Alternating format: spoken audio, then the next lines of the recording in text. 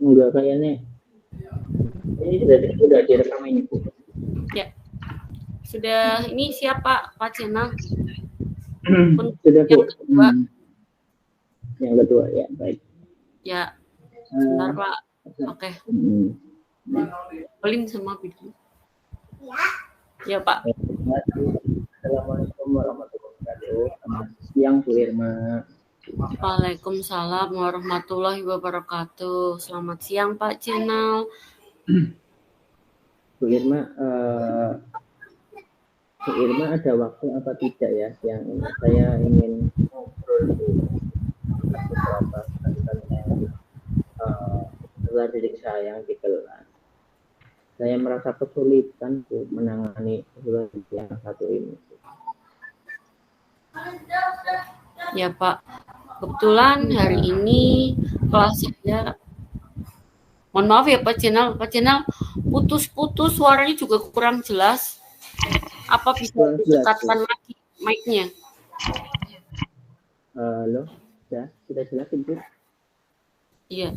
Itu mic-nya di samping apa di depan apa? Ya ada Bu, memang kayak gini modelnya. Oh memang kayak gitu modelnya. Ya baiklah. Suaranya agak ngilang-ngilang. Ya udah Pak. Oke Pak, saya nanti begini nggak apa-apa. Iya Pak, baik dilanjutkan. Iya, mungkin diulang ya Bu dari awal ya Bu ya. Iya, nggak apa-apa. Assalamualaikum Bu Irma. Waalaikumsalam Pak Channel. Apakah ada yang bisa saya bantu? Gini Bu Irma ada waktu apa tidak ya? Saya ingin curhat dengan Bu Irma terkait siswa saya yang di kelas 4. Ya kebetulan saya jam olahraga Pak, jadi ada waktu 90 menit kita untuk diskusi kalau Pak Channel berkenan. Oh baik Bu. Udah kalau gitu berarti ini ya Bu, saya ingin ini Bu cerita. Saya kan ada ini ya Bu ya, satu siswa sebenarnya anak itu tuh cerdas, cuman beberapa bulan belakangan ini sering banget tidak berangkat, sering banget tidak masuk, kemudian tanpa izin, tanpa apa seperti itu. Nah kalau pas saya tanya ke teman-temannya itu, teman-temannya juga banyak yang tidak tahu tidak berangkatnya kenapa gitu. Nah ini kan sudah hampir ini apa namanya, hampir sumatif akhir semester atau penilaian akhir semester. Jadi setelah saya lihat nilai-nilai hariannya itu semakin turun seperti itu. Sedangkan saya juga kesulitan untuk menghubungi anak tersebut kalau pas tidak berangkat. Sekali saya pernah karena hampir 1 minggu tidak berangkat berturut-turut, saya ke rumahnya Bu, tapi di rumahnya nggak ada, katanya ikut ayahnya seperti itu. Ya. Apa yang Pak Channel inginkan dari siswa tersebut?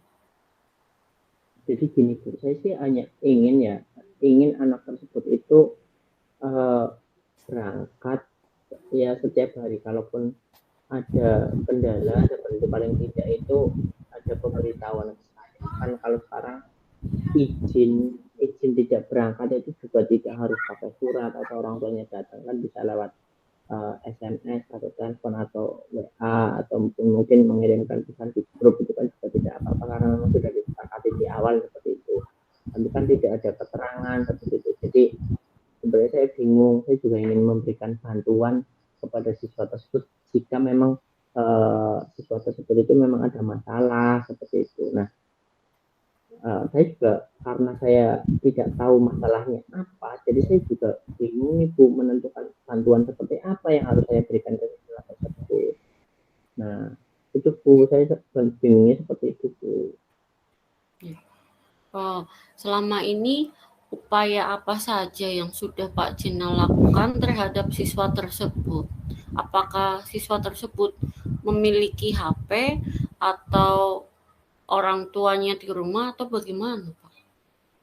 Awal tahun pembelajaran sih saya lihat anak tersebut punya HP ya Bu, karena di grup juga sering aktif kalau memang ada tugas yang harus dikirimkan di grup itu juga anak tersebut ya tidak ada masalah dengan tugas-tugasnya seperti itu. Bahkan malahan anak tersebut itu bisa dibilang yang paling awal mengumpulkan tugas seperti itu. Nah, tapi setelah beberapa bulan itu memang komunikasinya kalau saya misalkan hubungi, saya telepon atau saya WA seperti itu tidak pernah ada balasan seperti itu.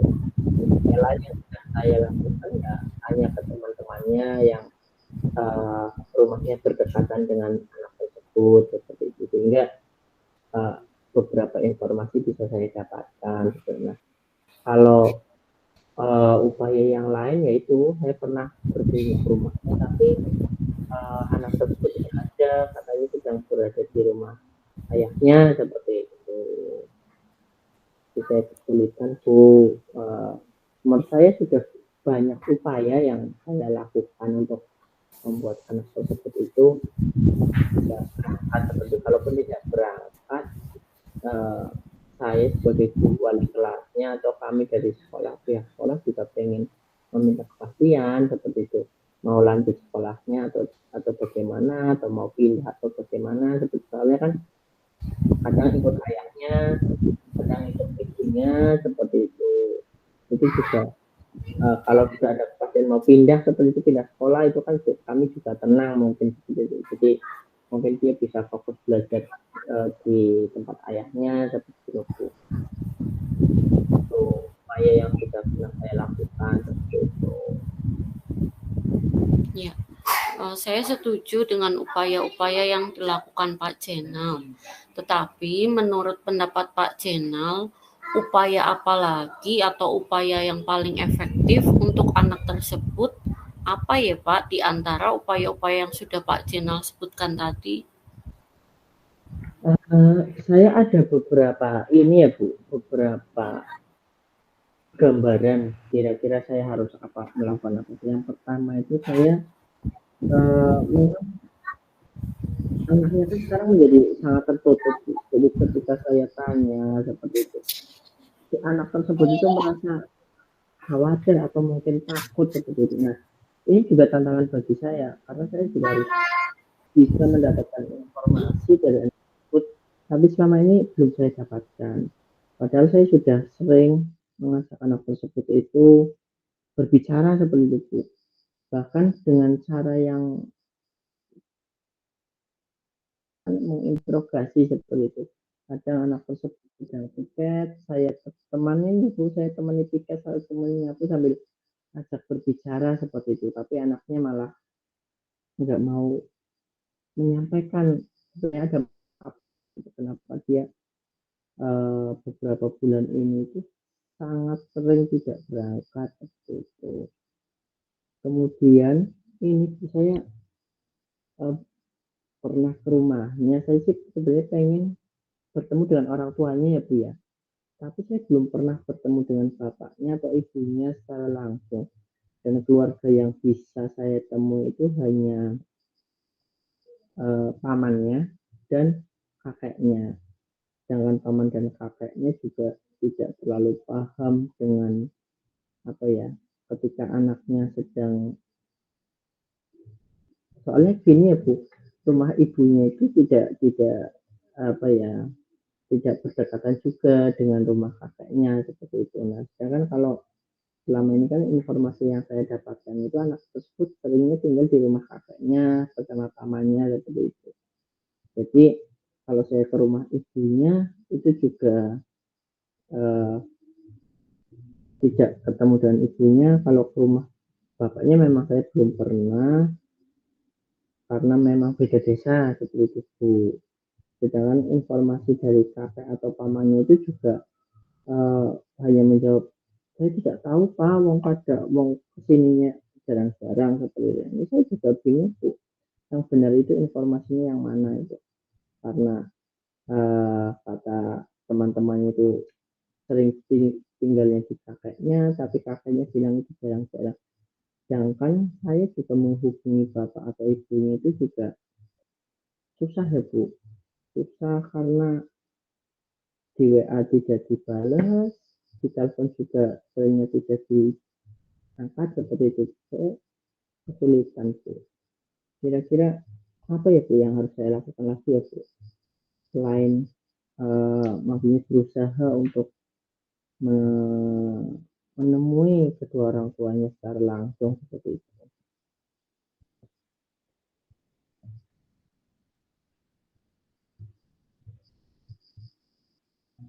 Bu Irma, simut kah? Maaf. Dari cerita Pak Channel tersebut, kira-kira kunci supaya anak ini berangkat ke sekolah atau kunci mengapa anak ini tidak berangkat ke sekolah itu ada pada siapa? Kalau menurut saya sih pada ibunya ya Bu, ibunya. Cuman ini juga informasi ini apa ya, saya dapatkan dari beberapa tetangganya juga, karena kan katanya bapak dan ibunya sedang dalam proses perceraian. Jadi si anak ini memang secara mental itu memang sebenarnya kayak nggak ikhlas seperti itu dulu kalau orang tuanya bisa seperti itu, sehingga ya selama ini kalau saya lihat anak ini kan sangat dekat dengan ibunya, tapi ya saya kesulitan untuk menjumpai ibunya untuk mendapatkan informasi dari ibunya kenapa anaknya nggak berangkat. Kalau saya lihat juga anaknya yang ceria, anak yang tapi itu karena sering nggak berangkat akhirnya banyak materi pelajaran yang tertinggal seperti itu. Kami sih dari sekolah hanya ingin meminta kepastian kalau memang jadi ikut ayahnya, semoga ya di sana tidak belajar ya belajar dengan maksudnya konsisten berangkat setiap hari. Kalau seminggu hanya berangkat 2 kali atau mungkin paling banyak 3 kali, itu kan ya kasihan anaknya seperti itu. Sedangkan kalau saya hanya fokuskan mengurusi satu anak ini aja, anak-anak yang lain juga nanti di kelas ini ya Bu, bisa terabaikan seperti itu. Sedangkan kalau saya menggunakan waktu saya di luar jam kerja saya punya tanggung jawab yang lain seperti itu Bu. Kadang dilematisnya seperti itu. Itu Bu. Jadi saya memang merasa ini ya kasihan ya, memang merasa itu sebagai tanggung jawab saya sebagai wali kelas untuk bisa memberikan pelayanan kepada semua siswa saya di kelas, bagaimana prinsipnya satu siswa itu ya harus terlayani seperti itu, bagaimana kondisinya seperti itu Ya. Saya turut prihatin atas kasus yang menimpa murid Pak Jenal. Kesimpulannya bahwa murid Pak Jenal menjadi jarang masuk karena ada permasalahan di keluarga. Bapak ibunya sedang dalam proses perceraian. Lalu anak tersebut menjadi jarang masuk, tetapi untuk berkomunikasi dengan orang tua, salah satu bapak atau ibunya, Pak Jenal menemui kesulitan. Padahal Pak Iya Bu. Jenal bagus sekali sudah memberi simpatik terhadap anak tersebut dan peduli atas pendidikannya. Terus lalu menurut Pak Jenal, selain karena menghubungi kedua orang tuanya sulit secara langsung, ayah atau ibunya, cara Pak Jenal menghubungi dengan cara yang lain itu kira-kira bagaimana ya Pak? Lalu tadi Pak Jenal menyebutkan orang tuanya masuk grup dan ada HP. Itu kira-kira bisa dimanfaatkan atau tidak ya Pak? Ya itu Bu, saya mencoba komunikasi lewat HP itu tidak pernah direspon ya Bu. Di WA tidak pernah dibalas, di telepon tidak pernah diangkat. Tapi kalau saya tanya di grup itu sama sekali Bu. Sedangkan tugas-tugas yang beberapa tugas yang dikirim lewat grup itu juga anak tersebut nggak pernah lagi mengirimkan tugasnya seperti itu. Jadi kan saya memang berpikir kalau solusi terbaik ya saya harus bertemu langsung dengan kedua orang tuanya. Mungkin ya saya harus ini ya Bu ya, saya harus meluangkan waktu mungkin pada saat hari libur atau apa memang benar-benar fokuskan untuk mencari salah satu dari orang tuanya ya Bu ya. Mungkin ambil hari Minggu atau mungkin Sabtu sore kayaknya ini harus segera saya selesaikan sih Bu. Soalnya kasihan juga dengan anak tersebut. Karena bagaimanapun juga ini anak yang berprestasi sudah beberapa kali mewakili sekolah lomba dan mengharumkan nama sekolah gitu. Jadi sangat disayangkan kalau bakat dan potensi sebesar ini itu pada akhirnya redup begitu saja seperti itu Bu. Dan dari apalagi kalau dari pihak sekolah atau dari saya selaku wali kelas itu tidak melakukan upaya apa-apa seperti itu Bu. Itu yang membuat saya itu merasa resah seperti itu. Ya, ya saya cukup paham dengan keresahan Pak Cinal ya atas muridnya yang tengah mogok atau sedikit mengalami kendala sekolah.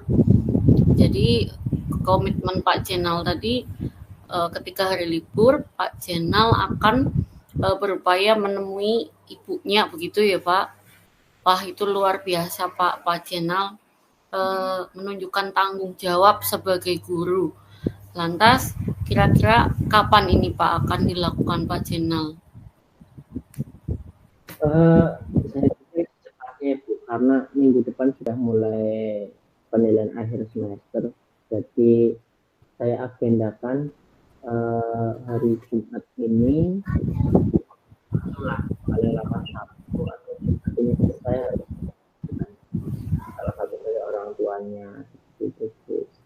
Soalnya jadwal hari besok Selasa sampai Kamis sudah penuh bahkan sampai sore, jadi itu saya harus meluangkan itu. Jadi ketika saya ada jadwal lain saya bisa menggesernya atau mungkin bisa menundanya dulu seperti itu. Saya fokuskan ke anak ini dulu untuk ini Bu. Ini memang harus saya lakukan di luar jam dinas itu.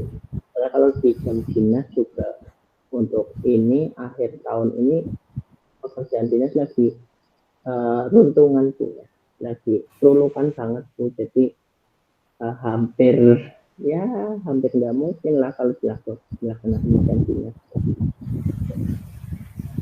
Wah. Jadi kira-kira anaknya harus ini ya, meluangkan waktu di luar jam dinas itu.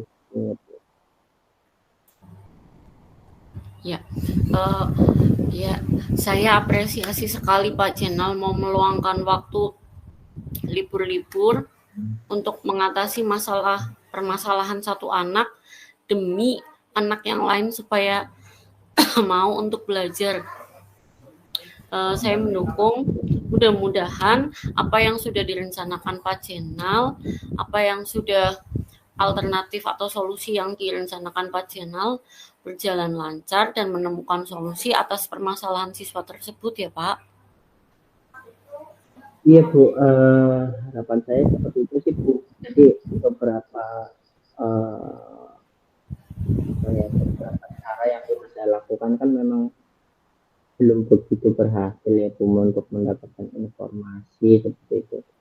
Jadi ini cara yang terakhir memang saya belum pernah bertemu dengan orang karena ini harus saya upayakan Bu. Jadi itu saja Ibu. Terima kasih Bu untuk sharingnya pada siang hari ini.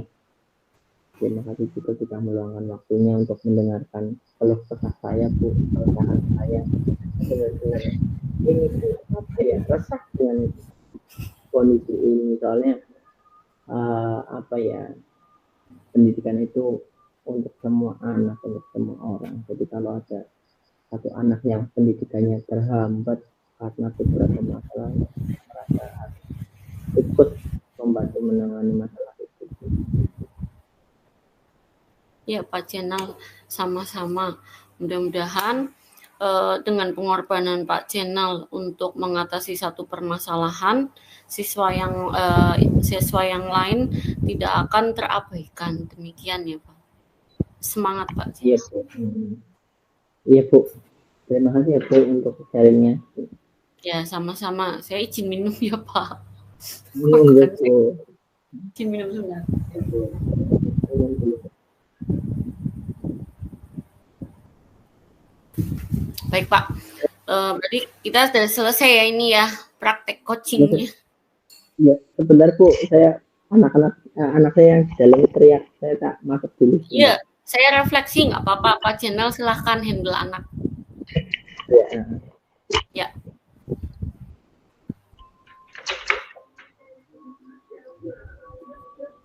Baik, setelah tadi melakukan sesi coaching dengan Pak Channel, saya menjadi coach, dan Pak Channel menjadi coachee.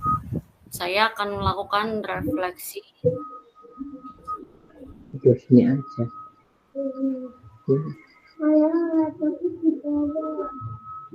Saya tidur dulu.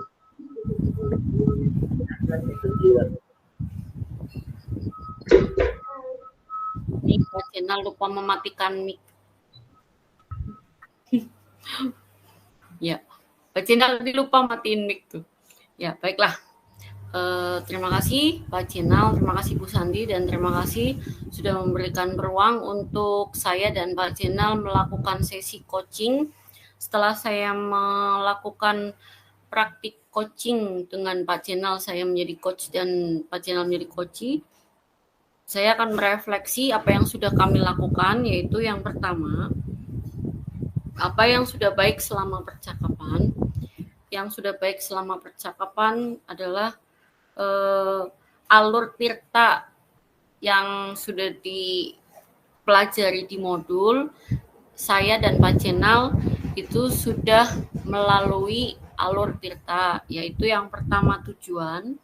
Kita sudah menarik tujuan apa yang kita bicarakan, identifikasi, rencana aksi, dan tanggung jawab. Tanggung jawabnya adalah berupa tujuannya tadi memecahkan masalah bersama tentang siswa Pak Channel yang sekolahnya itu tidak aktif atau kurang aktif karena permasalahan dalam keluarga. Orang tuanya akan melakukan proses perceraian. Identifikasi masalahnya tadi ngeling dengan yang pertama, yaitu anak yang tujuannya tadi tujuannya memecahkan masalah atas tadi kasus identifikasi. Tujuannya memecahkan masalah yang ada di kelas Pak Channel. Identifikasi masalahnya, masalah siswa yang mogok sekolah atau sekolahnya kurang aktif, kadang tidak karena permasalahan perceraian orang tua. Rencana aksinya adalah karena Pak Channel sibuk mengurus satu siswa sehingga Pak Channel merasa siswa yang lain terabaikan, maka Pak Channel menyusun rencana aksi memanfaatkan hari libur untuk berusaha menemui orang tua siswa tersebut, lalu menanyakan kepastian siswa ini akan lanjut di sekolah Pak Channel atau akan pindah mengikuti nanti bapak atau ibunya setelah bercerai. Tanggung jawab Pak Channel di sini juga sudah ada. Tanggung jawabnya adalah pada tadi proses akhir bahwa Pak Channel akan melaksanakan apa yang sudah direncanakan tadi kepada siswa tersebut. Pak Channel bertanggung jawab dan coach juga menyampaikan simpatiknya sehingga menghasilkan kesimpulan atau pemecahan masalah bahwa Pak Channel akan segera mengambil hari libur untuk segera menyelesaikan kasusnya, menemui ibu siswa tersebut. Lalu yang sudah baik adalah saya dan Pak Channel berusaha membangun suasana yang nyaman, walaupun pada praktiknya tidak mindfulness atau karena kita melakukan praktiknya tidak di sekolah ya Pak, di rumah. Tetapi saya dan Pak Channel itu berusaha mindful supaya apa yang teknik coaching, tahap coaching yang dilakukan itu berjalan sesuai dengan alur kita. Selanjutnya masih apa yang sudah baik. Tadi selain itu saya dan Pak Jenal sangat komunikatif atau membangun interaksi positif, bertindak sebagai mitra dan sebagai coach saya memancing rencana, refleksi, dan pemecahan masalah. Yang kedua, apa yang masih perlu diperbaiki atau ditingkatkan dalam coaching tadi yang masih diperbaiki adalah mungkin bahasa saya ke Pak Jenal terlalu berbelit-belit, tidak pada inti, karena saya dan Pak Jenal masih tahap belajar antara coach dan coachee.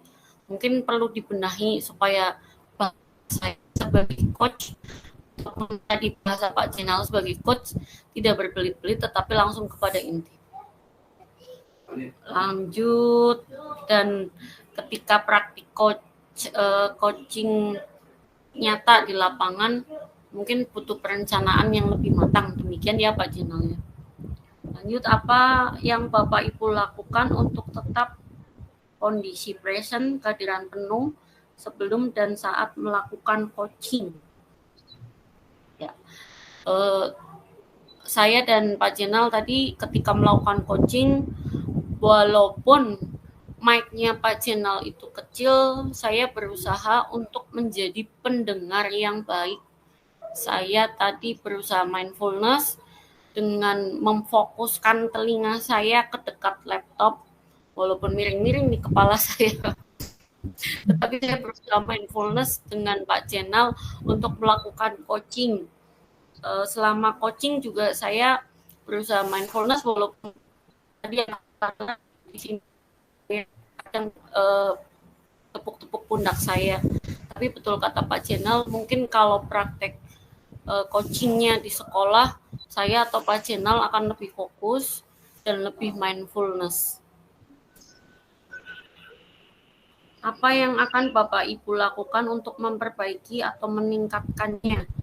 Yang saya lakukan untuk memperbaiki teknik saya mungkin sama dengan Pak Jenal, pemikiran saya itu berusaha mindfulness. Yang pertama, apabila di lapangan secara langsung atau secara nyata, yang pertama juga berusaha mindfulness. Yang kedua, membangun suasana nyaman, itu yang sangat penting karena orang akan menceritakan masalah sesungguhnya, akan terbuka, akan memiliki kenyamanan apabila kita bisa membangun suasana nyaman antara kita dan coachee, tidak sebagai posisi menghakimi, tidak sebagai posisi mengejudge, atau tidak sebagai posisi merasa lebih di atas, tetapi lebih kepada sebagai mitra atau rekan atau kolaborator, saling berkolaborasi. Lalu yang selanjutnya, saling memberi rasa simpati atau rasa peduli, bahwa kita berusaha mencoba menjadi di posisi coachee. Kita memposisikan diri di posisi coachee, bukan sebagai coach atau sebagai orang di atasnya, pengawas atau pemimpin, tidak. Tetapi kita memposisikan diri sebagai posisi mitra, sebagai orang yang sedang kita coach. Lanjut, apalagi? Membangun suasana nyaman sudah, memberi simpatik, membangun kemitraan sudah. Tadi berupaya, yang penting tadi Pak, mendengarkan.